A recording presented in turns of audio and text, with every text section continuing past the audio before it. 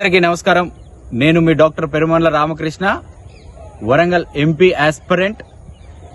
కేసీఆర్ గారు రేవంత్ రెడ్డి గురించి, ముఖ్యమంత్రి గారి గురించి మాట్లాడుతూ కాళేశ్వరం ప్రాజెక్టు ఏం పీకడానికి పోయారనే అన్పార్లమెంటరీ వర్డ్ మాట్లాడడాన్ని మేము కాంగ్రెస్ పార్టీ తరఫున తీవ్రంగా ఖండిస్తా ఉన్నాం.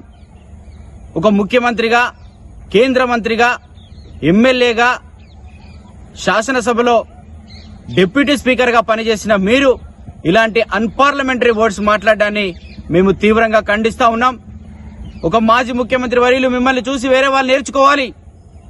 మీరు అక్కడ అన్నారు కాళేశ్వరం కడితే 1 కోటి ఎకరాలకు నీరిస్తా అన్నారు. అయ్యా ఇటు చూడండి, ఇదేనా మీరు ఇచ్చేదని మిమ్మల్ని అడుగుతా ఉన్నాం.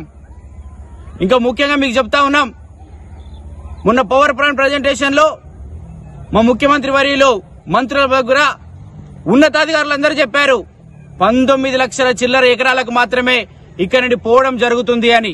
అంటే పూర్తిగా కాళేశ్వరం ప్రాజెక్టు కడితే, కానీ కాళేశ్వరం ప్రాజెక్టు నిండా మునిగిపోయే ప్రమాదం ఉందని కూడా అధికారులు హెచ్చరించడం జరిగింది. ఇంకా మిగతా ప్రాజెక్టులు కూడా కుంగిపోవడం జరిగింది. మిమ్మల్ని క్వశ్చన్ చేస్తా ఉంటే ప్రజలను మభ్యపెడుతూ ప్రజల ఆలోచనలను తప్పించే విధంగా నల్గొండ సభ వివిధ రకాలుగా మీరు చెప్తా ఉన్నారు. అంత దూరం పోయిన ప్రతిపక్ష నాయకులు మీరు కనీసం అసెంబ్లీకి రాలేకపోతున్నారు. ఈరోజు ఇదేనా మీరు ఇన్ని రోజులు ఒక ముఖ్యమంత్రిగా పనిచేసింది? ఒక ప్రతిపక్ష నాయకుడిగా మీ సలహాలు, సూచనలు అవసరం ఉన్నాయి రాష్ట్ర ప్రజలకి. కానీ ఈరోజు మీరు శాసనసభ అంటే మీకు ఒక చులకన అయిపోయింది. మీరు అంటే తట్టుకోలేకపోతున్నారా? ఇదేమైనా రాచరిక పాలన అనుకుంటున్నారని మిమ్మల్ని మేము ప్రశ్నిస్తా ఉన్నాం.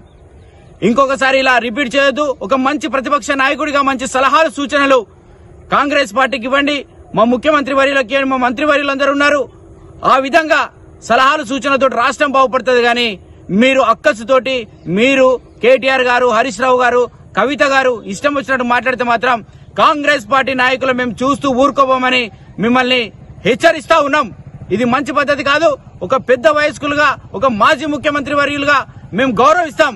కానీ ఇంకొకసారి ఇలా అన్పార్లమెంటరీ మా ముఖ్యమంత్రి గారి గురించి మాట్లాడితే మాత్రం మేము ఊరుకోబోము.